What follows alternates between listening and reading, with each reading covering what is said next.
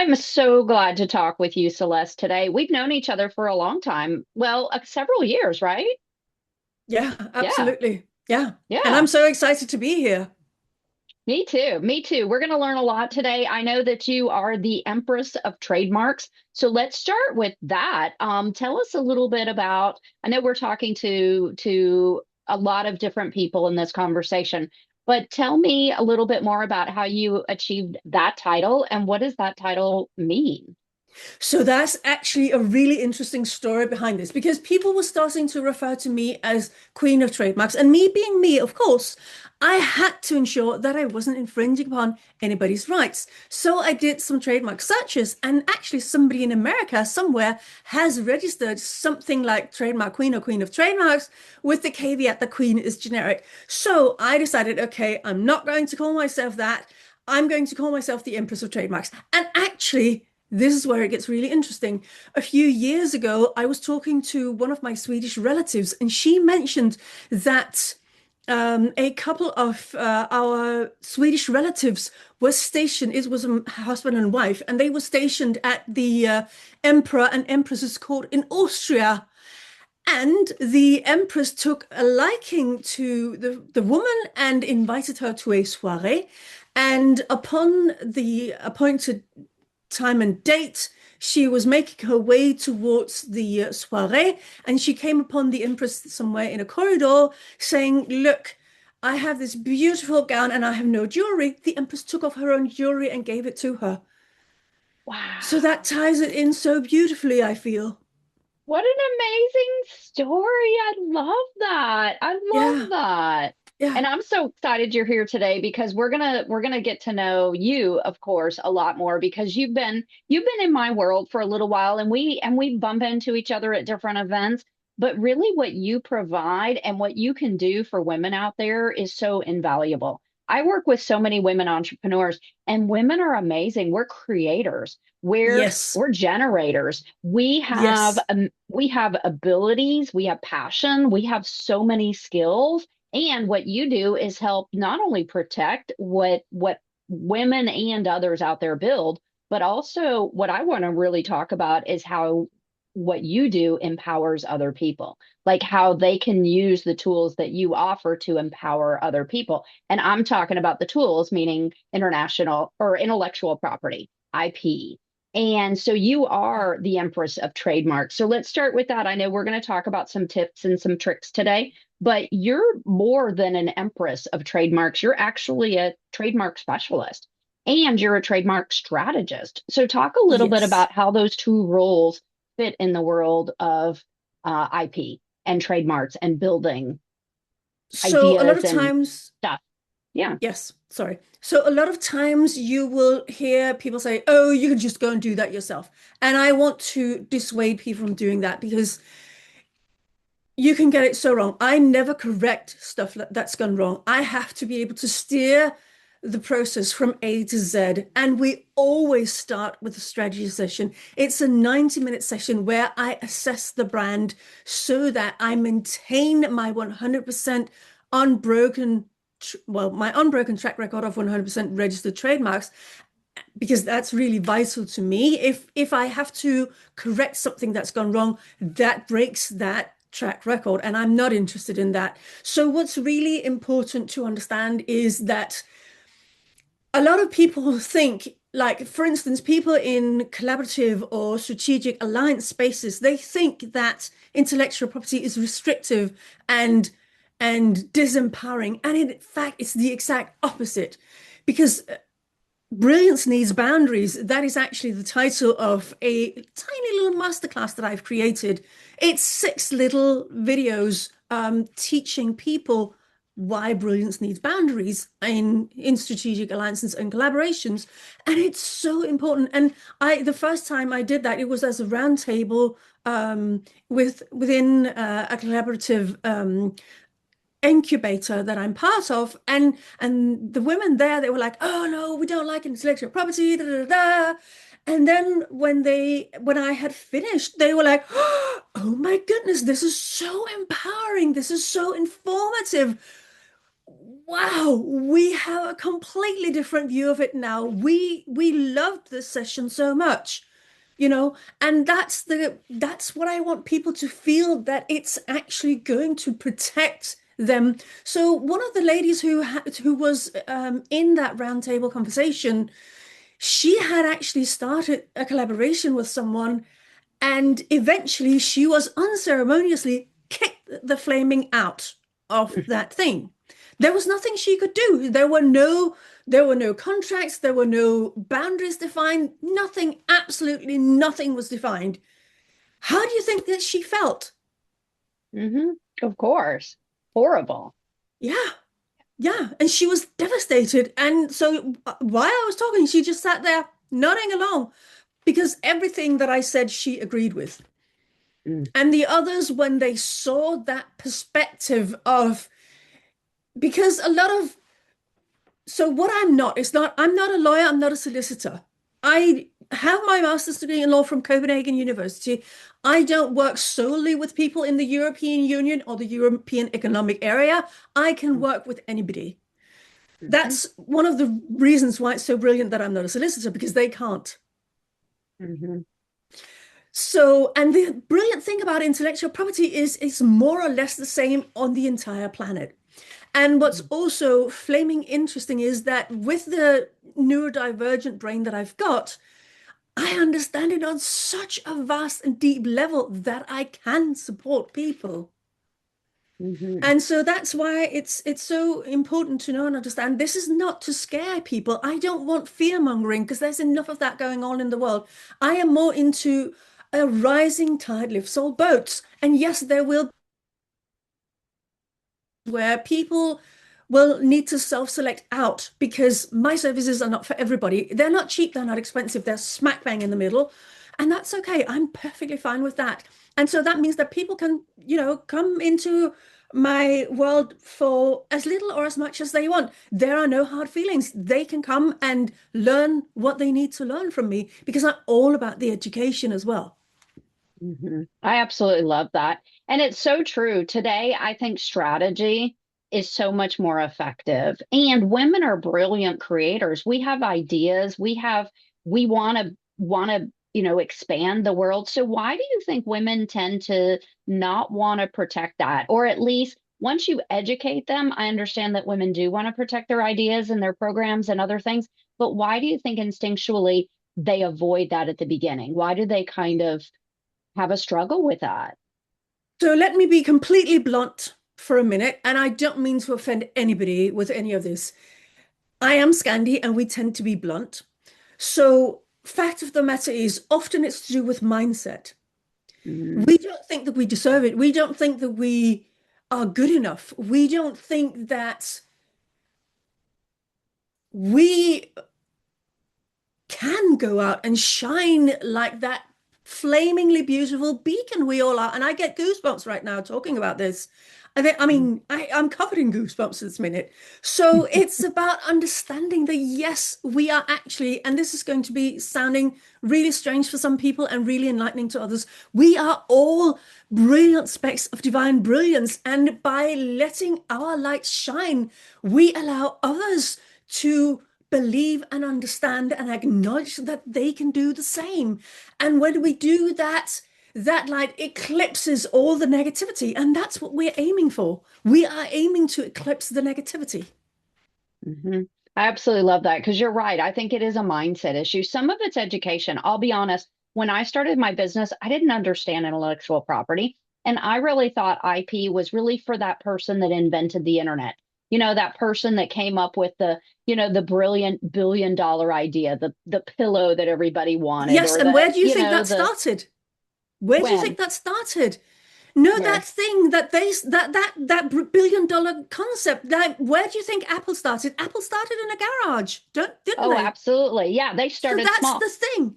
We Hmm. all start small and then we take the baby steps. And then once we've gotten to that particular step where we realize, hang on, is this vulnerable?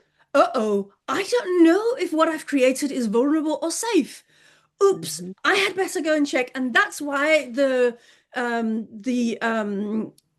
trademark readiness score free quiz is so brilliant because, as I mentioned before, it tells you instantly once you've done the quiz and it's less than 10 minutes, you will get the results up on the screen and it will tell you what the next intelligence step is. And Mhm. so there are three different levels of responses. One is called Launchpad, one is called Momentum, and one is called Legacy. Those are also the names of my trademark packages. Mhm. And so it depends on where you are, what desire you have, what you're ready for, you know? Mhm. And it might be that somebody is ready for the Launchpad. That's totally fine. Mhm. There's never any hard feelings around any of this. It's because I have created this from the bottom of my heart and my soul, and I want to uplift people with it. And maybe you're ready for the legacy, then that's what you do.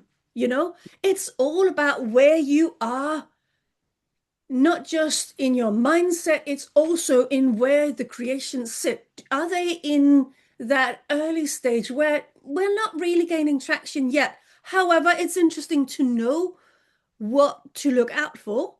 Or are we in that momentum phase where, ooh, things are starting to move out?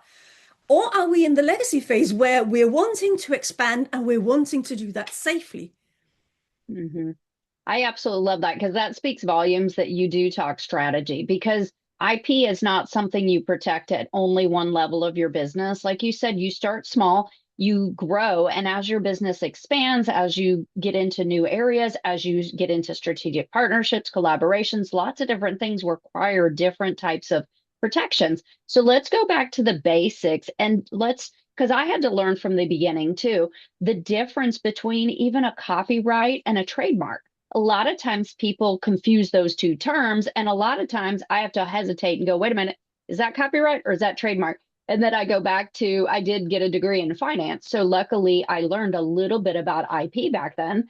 But help educate because a lot of women entrepreneurs I talk to, they really confuse those terms. And Mm. those are very easily confused out there in the world. And actually, there's a third thing that people tend to confuse with, and that's patent. So let's start from copyright. So Yep. once you've written something like, I have written this book, okay?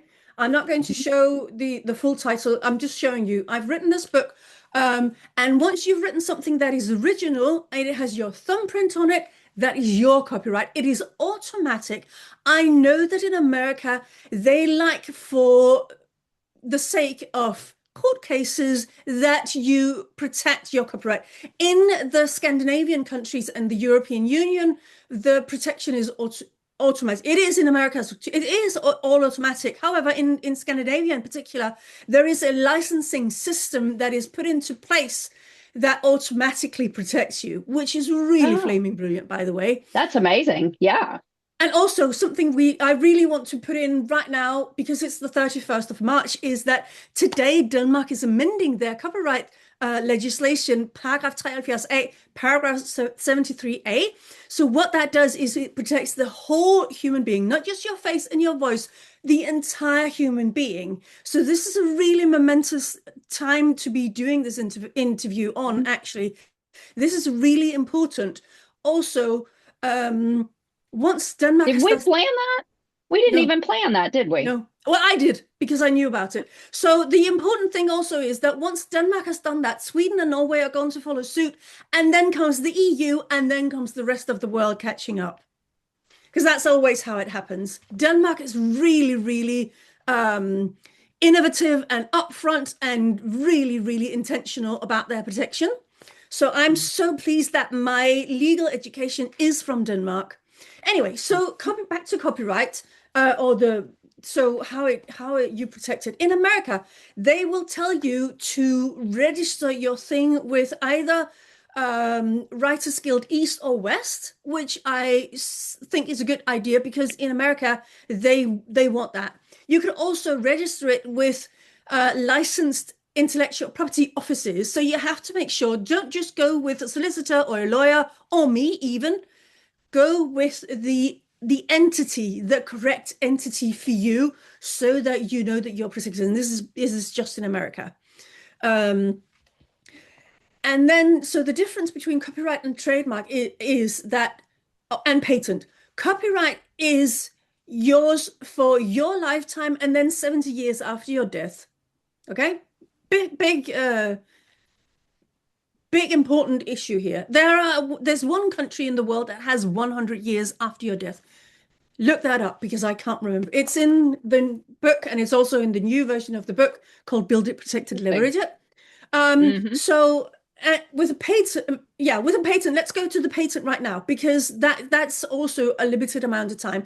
That is typically 15 to 20 years that you're protected, and then you can't renew a patent, you can't renew copyright.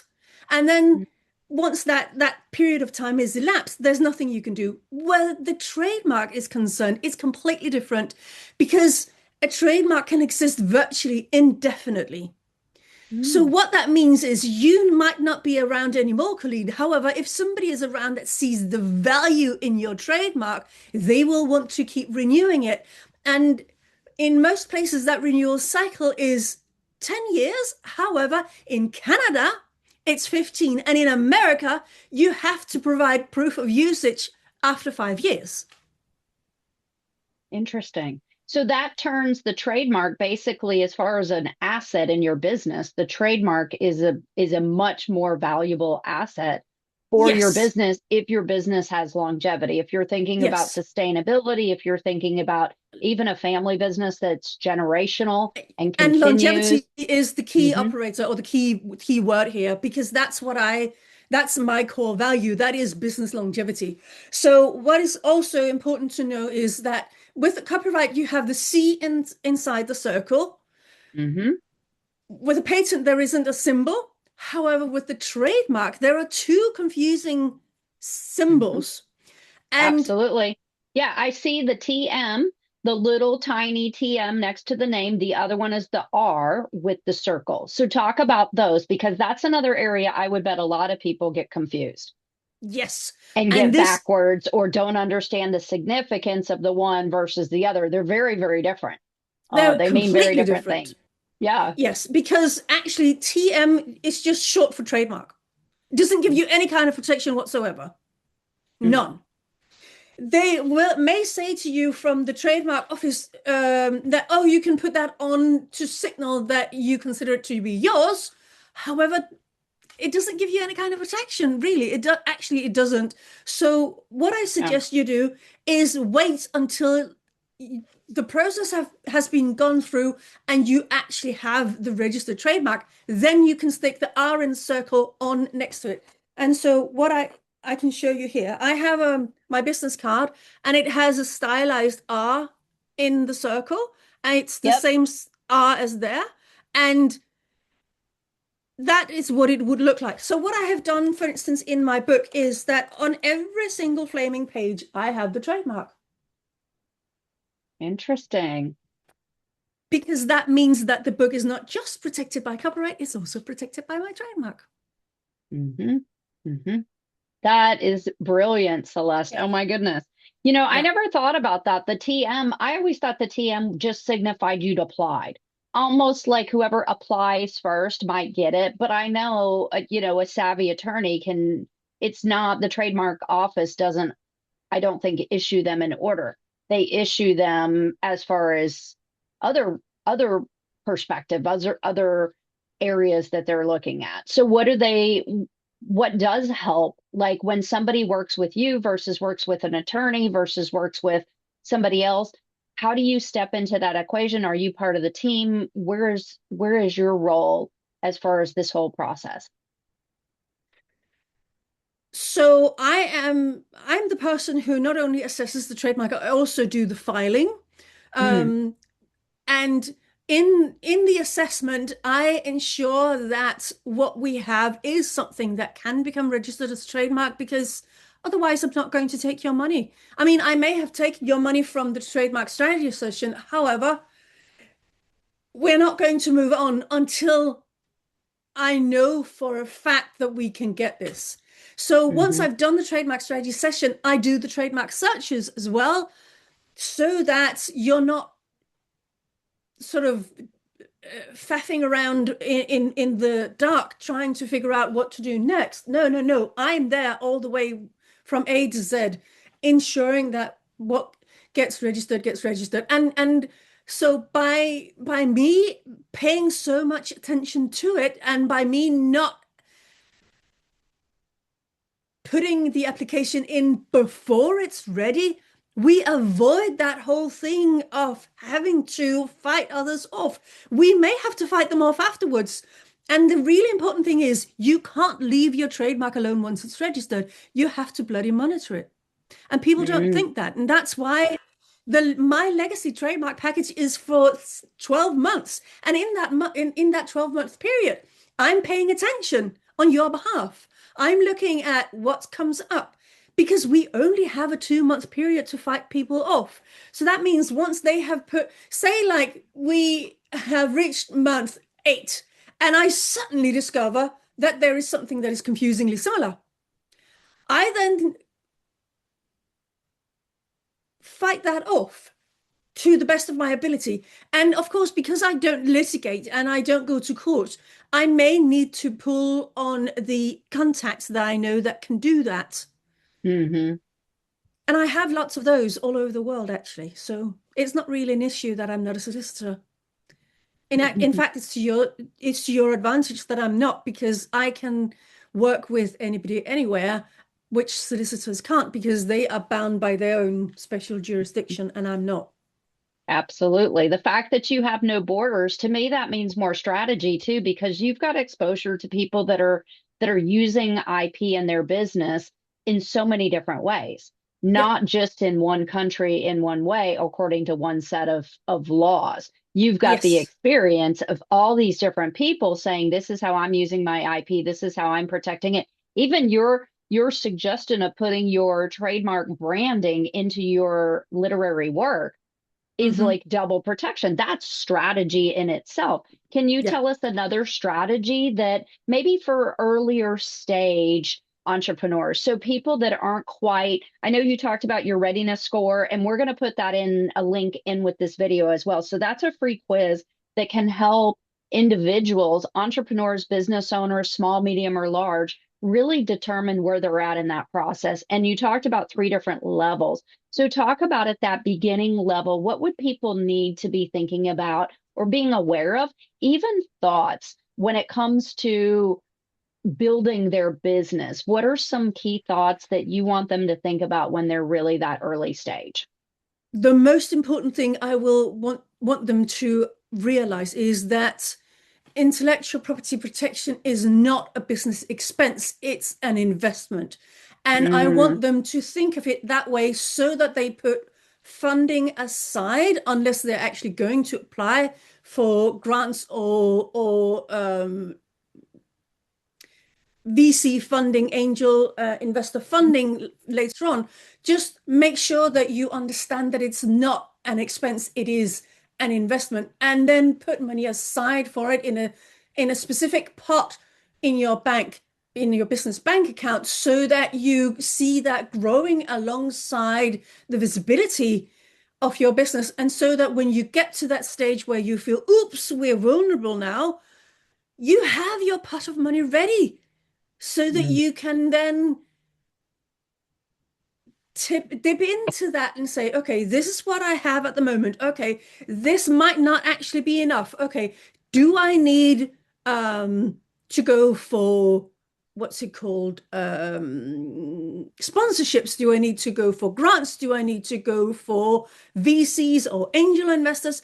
And then once that conversation is being had, make sure to mention that it is to protect the intellectual property, because otherwise the mm, VC or the angel investor can and often will perform a hostile takeover. And this is what I want to avoid, because there's mhm. nothing worse in the entire world than having somebody experience a hostile takeover. I've heard of it so many times and I don't want anyone to experience it. Another thing is that in that short window of protection that we've got, and that's not necessarily for the early stage people, this is just for the medium and later stage. what I want you to understand is that we have a 2 month opposition period, which is why it's so important that I am monitoring your trademark for you so that we can stop them in their tracks. I was actually able to successfully stop someone in their tracks that was infringing upon a client of mine's IP, and he was so appreciative of that because, and unfortunately for the other person, their business completely hinged on that, and they hadn't done their due diligence. Due diligence, due diligence, due diligence. I know it's a big word and it can sound scary. It really isn't. It's about understanding what it does and why you have to do it. And that is what also the trademark strategy session is helping you with. And also, I have the Ask Celeste Anything session. That's only £444. The trademark strategy session is £1,000. So there are different levels in which you can interact with me, and there are different levels of support that I can give. Um, and so it's about understanding where you are with your business so that you make the correct baby steps forward. And it doesn't have to, you don't have to do quantum leaps. There are businesses that can do that, and that's because they have the correct foundation. Intellectual property is that foundation, and protecting that foundation is vital. I love that you tied it to visibility. I mean, as your business becomes more visible, you become more vulnerable. So absolutely your IP cost should increase. I absolutely love about you too, and we haven't talked about it yet, the reason that you do what you do. I know Haha. that story. I know that story, but I love people that their passion comes out of true experience, like Yes. almost genetic upbringing, genetic experience. Speaking of, will you tell your why story, why you do the work that you do, and why you get so Absolutely. much? I know you can't go back and get the ultimate passion for the person that inspired you, but Oh, I that still have probably it. I resonates. still have it. Oh, It's never going good. to go away. It's never going to go away because I she's love with that. me. She's standing behind me right now and she's loving this. She's glowing behind me. I can feel it. So, Yay. Love that. so my why is my mother. And when I was a little girl, she started venting her frustration at me. And as a child, you, from the age of 0 to 10, you're completely open and everything lodges right into your system. It didn't lodge in a negative way, it lodged in a way that ignited that protection side in me. And I get goosebumps right now talking. Okay, so this is my mom, she's here. Um, so I didn't start studying the law until I was 35 because I had the wrong kind of mindset. I didn't think I was intelligent enough, and I was in comparisonitis to my older brother and my maternal grandfather. My older brother had his arm twisted around. He hated it. He is a solicitor. He doesn't work at it now. He just works at something completely different. And then my maternal grandfather, he was a really high flying barrister in Copenhagen. However, he passed away too early. He was too young to pass away and he got Mm. cancer. So let's go back to my why. So my mother is my why. And when I then got my master's degree, I was 41. And then I got the label of dyslexia, by the way, after the master's degree. I didn't know before. And then, even though I did get my master's degree, my mother refused flatly to listen to me. Completely, nothing I said went in. And I have since learned, and I'm okay to share, she's giving me permission to share this. She was completely blocked on receiving everything: love, Mm. money, accolades, whatever, affection. She was completely blocked on it. Okay. And I don't want anybody else to be in that spot because we have to love ourselves first. And when we do that, that's when we know that we are we are platinum specks of divine brilliance. And when we know that, we can start to open ourselves up to receiving more and more and more. And that is why I do what I do. Mm. I love that. I Thank you. love that. And your mom was an artist too, right? Yes, she was a world-renowned ceramic artist. I forgot to mention that. Yes. Yes, amazing, And amazing. she has one piece of her art exhibited at the Metropolitan Museum for Modern Art in New York permanently. You have to go Really? down in yeah, you have to go down into the basement to find it. It is there though. Oh my goodness. Next Yeah. time I'm supposed to be in New York possibly towards the end of the year. So if I'm there, I'm gonna go to that museum and check out that work. Yen How Louise fabulous, Reitmuch Celeste. is her name. Do you want me Oh, to what is write her that name? down for you? What is Yen it? Louise Reitmuch. Oh, that's beautiful. That Yeah, is beautiful. Thank you so much for sharing that story. And I absolutely love the education that you brought today. So we've been talking with Celeste, my friend, the Empress of Trademarks, and you've gone through so much. You went through the difference of copyrights, trademarks, the patents. TM versus the little R circle. We talked a lot about strategy, and you shared some really good tips and tricks. But really, more than just filing the paperwork and doing some of the necessary steps for protecting IP, you're much more of a strategist and you're much more of a specialist. So I would encourage any of my people that are watching to reach out to you. So what other things do you have coming up? I know we're going to post this and people may be watching this a month later or they might watch it tomorrow when we post it. So how can they get more in touch with you? How can they get in your world? How can they get this I know we're going to drop the readiness score quiz into the link as well, but what else can they participate that you're doing in your world? So I have that little masterclass, I have that masterclass that I mentioned called Brilliance Needs Boundaries. That is for those of your people that are entering into those strategic alliances or collaborations. I call them strategic alliances because somebody mentioned that collaboration smacks too much of World War II, and we don't want that. I prefer strategic Interesting. alliances because it sounds it sounds more intentional to me. And strategic alliances definitely need boundaries. And it's £88 for 6 videos.